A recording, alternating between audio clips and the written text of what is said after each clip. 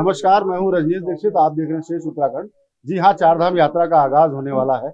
लगातार पूरा प्रशासन पूरी तरीके से मुकम्मल तैयारियों में जुटा हुआ है। इसी मुद्दे पर बातचीत करने के लिए हमारे साथ मौजूद हैं बद्री केदार मंदिर समिति के अध्यक्ष राजेंद्र अजय जी। हम जानेंगे सर, क्या कुछ तैयारी अब तक की जा चुकी है चारधाम यात्रा की?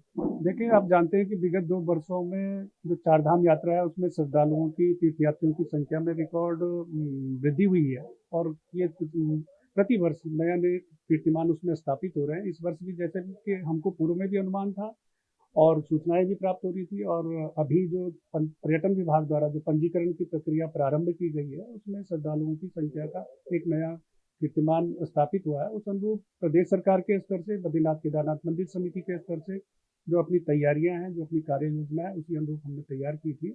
और माननीय मुख्यमंत्री जी के स्तर से अब तक 2 बार शासन स्तर पर जो यात्रा व्यवस्था से जुड़े हुए विभिन्न विभाग हैं, एजेंसियां हैं, उनके उच्चाधिकारियों के साथ में विस्तृत रूप से समीक्षा बैठक आयोजित की गई थी और उन्होंने जो यात्रा व्यवस्था से जुड़े विभाग हैं उनकी जो यात्रा व्यवस्थाओं को लेकर के कार्य योजना थी उसकी विस्तृत रूप से समीक्षा करी। जहां पर सुधार और संशोधन की आवश्यकता थी उस अनुरूप उनके द्वारा उनको निर्देश भी जारी किए गए हैं।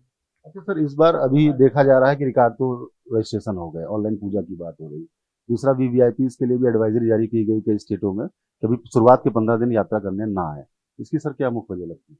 देखिए, जैसा मैंने पूर्व में भी कहा कि इस वर्ष बड़ी भारी संख्या में अब तक जो श्रद्धालु हैं उन्होंने पर्यटन विभाग के अपना जो पंजीकरण की प्रक्रिया उसमें अपना पंजीकरण किया चार धाम के लिए, और खास करके केदारनाथ धाम में बड़ी संख्या में श्रद्धालुओं ने पंजीकरण की प्रक्रिया की है। तो आप जानते हैं कि जब बड़ी संख्या में श्रद्धालु, आम श्रद्धालु वहाँ पर होंगे तो वीआईपी वीवीआईपी मूवमेंट जो होता है उसके कारण से कठिनाइयाँ भी होती है कतिपय बार। तो इसलिए प्रदेश सरकार के स्तर से जो देश के सभी जो मुख्य सचिव हैं उनको पत्र भेज करके अनुरोध किया गया है कि जो भी वीआईपी वीवीआईपी हैं उनको 15 दिन के लिए जो अपना यात्रा का कार्यक्रम न बनाएं। और इसी प्रकार से जो हाईकोर्ट के रजिस्ट्रार जनरल है उनको भी अनुरोध पत्र भेजा गया मुख्य सचिव की तरफ से कि जो वीआईपी जो महानुभाव प्रकार के श्रद्धालु आते हैं वो अपना यात्रा का कार्यक्रम उसको अवॉइड करें, ताकि जो आम श्रद्धालु उनको किसी प्रकार की कोई कठिनाई न करना हो। तो जैसा रजिस्ट्रेशन में देखा जा रहा है रिकॉर्ड तोड़ हुआ है। हेली सेवाएं भी अभी देखा जाए तो पूरी तरीके से पैक हो गई है। मई की सितंबर तक का स्कोप मिल रहा है। तो सर, ऐसे में सुगम यात्रा की अगर हम लोग जो बात कर रहे हैं, वो यात्रियों को क्या सुविधा इस बार मिलने वाली है? देखिए, जैसा मैंने पूर्व में भी कहा कि जितने भी यात्रा व्यवस्था से जुड़े हुए जो भी विभाग हैं, चाहे सड़क है, स्वास्थ्य है, पेयजल है, विद्युत है, सभी विभागों द्वारा जो यात्रा सुविधाओं को लेकर के जो भी उनके आवश्यक जो भी करने होते हैं, जो भी उपाय करने हैं, वो सब उनके द्वारा सुनिश्चित कर लिए गए हैं। और प्रदेश सरकार का प्रयास रहता है कि जो भी श्रद्धालु या पर्यटक हमारे प्रदेश में आए वो हमारा अतिथि है और उसके प्रति हमारी अतिथि देवो भव की भावना होनी चाहिए और उसकी यात्रा सुगम हो, सरल हो। इस प्रकार के निरंतर प्रयास करते रहते हैं। क्योंकि आप भी सर पार्टी जुड़े हुए हैं, जानना चाह रहे हैं, एक तरफ वनाग्नि है, दूसरी तरफ यात्रा हमारी प्रमुखता पे आ रही है, तो इसको लेकर क्या कुछ एडवाइजरी प्रिकॉशनरी स्टेप्स लिए जा रहे हैं?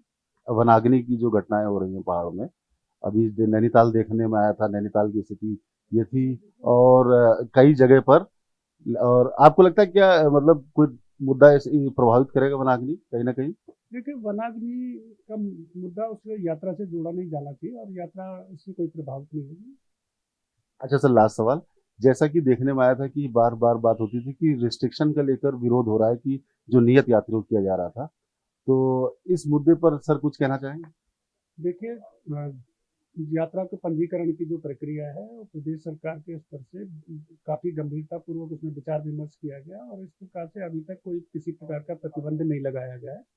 और ये देखा गया है कि गत वर्ष जिन धामों में जो मैक्सिमम वहाँ पर संख्या रही यात्रियों की प्रतिदिन के हिसाब से, उस हिसाब से कुछ मानक तय करके वो किया गया, लेकिन किसी प्रकार का कोई प्रतिबंध नहीं है। धन्यवाद। ये थे हमारे साथ राजेंद्र अजय जो बता रहे थे कि चार धाम की यात्राएं लगभग मुकम्मल कर ली गई हैं और इस बार यात्रियों को सुगम यात्रा हो उसको लेकर पूरी तरीके से उत्तराखंड प्रशासन मुस्तैद है। कैमरा पंकज तलवार के साथ मैं रजनीश दीक्षित, देहरादून। श्रेष्ठ उत्तराखंड पर खबरों से जुड़े रहने के लिए चैनल को सब्सक्राइब करें, बेल आइकन दबाएं और देखते रहें श्रेष्ठ उत्तराखंड।